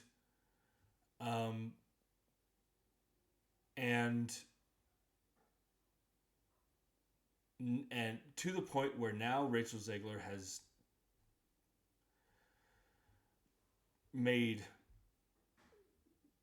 comments to the opposite of the movie. Now she's saying that she loves the original Snow White and, all this stuff. And it's just like, no. We know what you're doing. We all know how you really feel. You're just saying all this good stuff about the original Snow White because your PR team told you to do it to play damage control. So Rachel Zegler has made all these comments about the live action Snow White, but I've always had the opinion that okay, she's made these comments about the original Snow White and made comments about this upcoming live action Snow White. But I've always said, look, she can make all the comments she wants, but if the movie is good or great, I'm still going to see it. Evidently, the movie is not that great, not that good, and nobody is seeing it. I read an article the other day that this live action Snow White movie is going to lose Disney $115 million. $115 million. It doesn't help that, and this blows my mind, and this is another topic for another time, but it blows my mind that just to break even at the box office, this live action Snow White had to make $500 million just to break even. So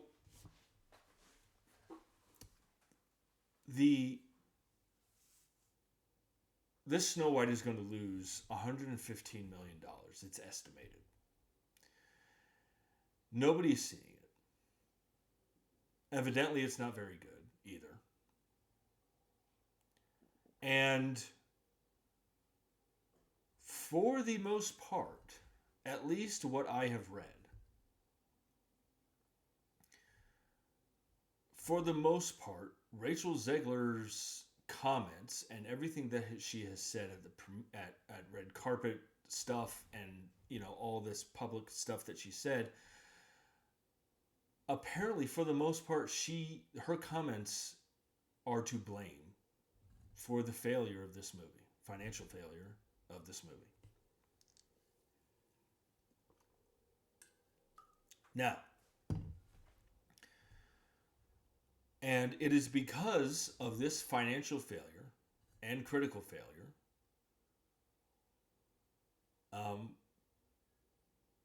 But by that I mean critics who have seen it have hated it. But mostly due to its financial failure. It is because of this financial failure of Snow White that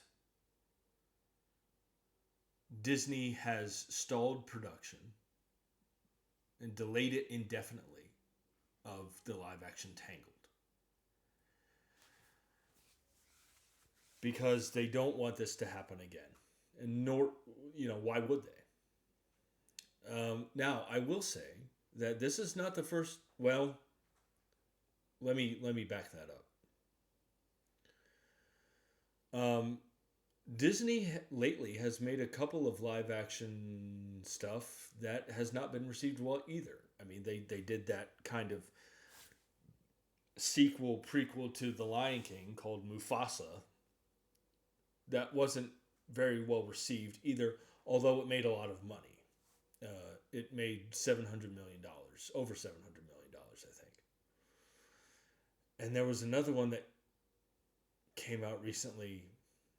I don't know, I forget what. But Disney, their live action stuff lately hasn't been very well received.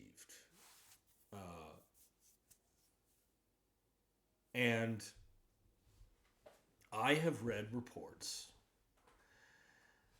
because there are 2 more live action remakes coming.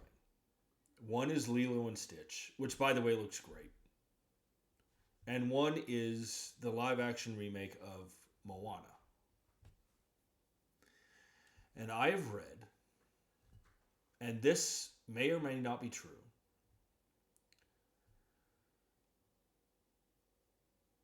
I have read that the future of Disney making live-action remakes of their animated films will depend greatly on the critical and financial success of the live-action Lilo and Stitch and the live-action Moana. And if those movies don't do well critically or financially, then Disney might have to rethink doing live action remakes of their animated films. And I just want to say, I know a lot of people,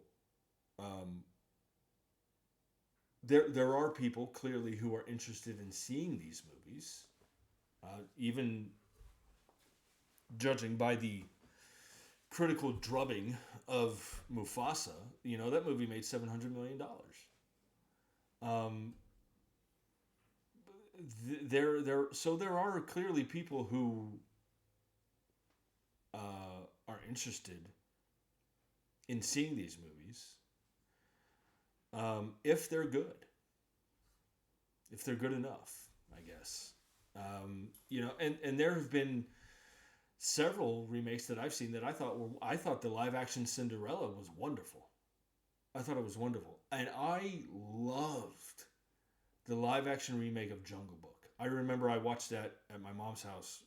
It was me, my wife, and my sister and my mom, and we watched the live action Jungle Book. And not only did I love that, I think that is the one live action remake of an animated film that I think is better than the animated film. And you have to understand, I love The Jungle Book, the animated film. And I thought the live action remake was better. And that's the one time that I think the live action remake was better. Dumbo was fine. It was okay. The first live action Lion King, I was really disappointed with. Like they literally used 90% of the original dialogue. I was really disappointed with that. But it made $1 billion, so they made another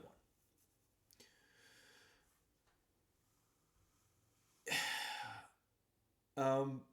I wonder though if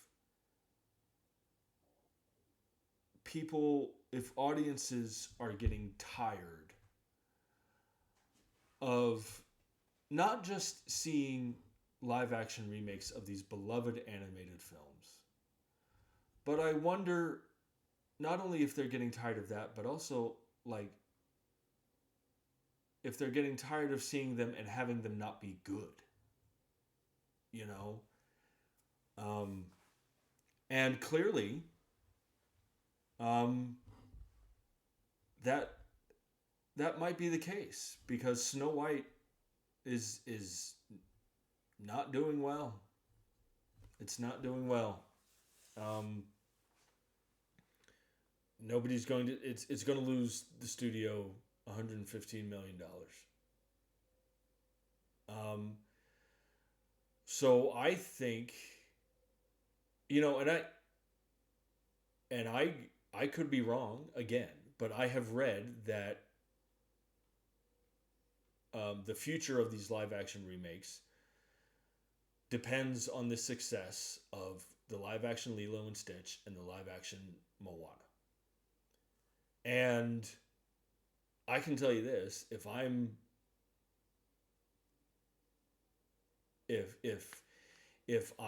one of the studio heads at Disney,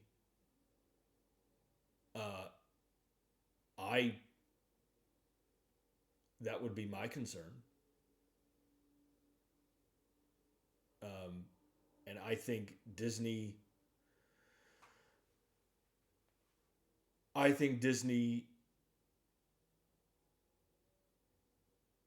should be worried.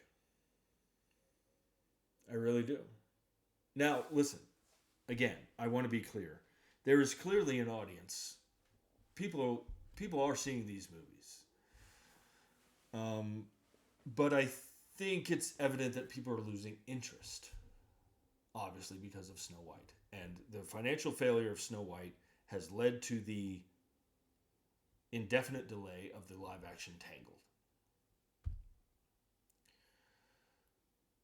I knew people in film school that flat out... Now, granted, they don't make up the general movie-going audience, but I did know people in film school that questioned and flat out refused to see any live action remake of a Disney film. So there is that. I don't know how important that is, but I thought I would point that out. But if I'm not running Disney, but if I'm one of the studio heads at Disney,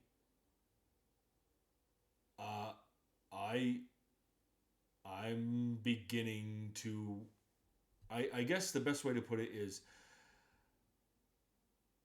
I'm beginning to question whether audiences are interested in seeing these movies anymore, in seeing these live action remakes anymore. Hell, as a fan, I look at the fact that this Snow White is going to lose $115 million, and that has caused the live action Tangled to be delayed indefinitely. I look at that piece of information, and as a fan, I go, yeah, maybe audiences aren't interested in seeing these movies anymore. Especially if they're not very good.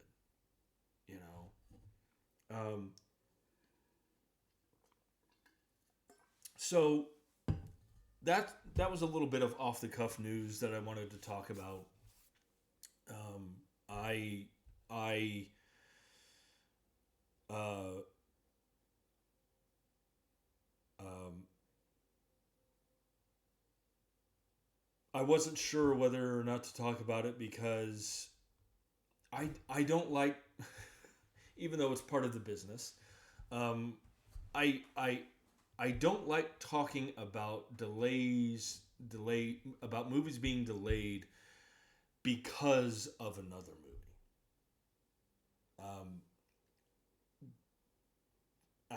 I just don't like talking about it, but um, that that is the case because it's sadly a fact is that hold on, I want to make sure if there's any update on that.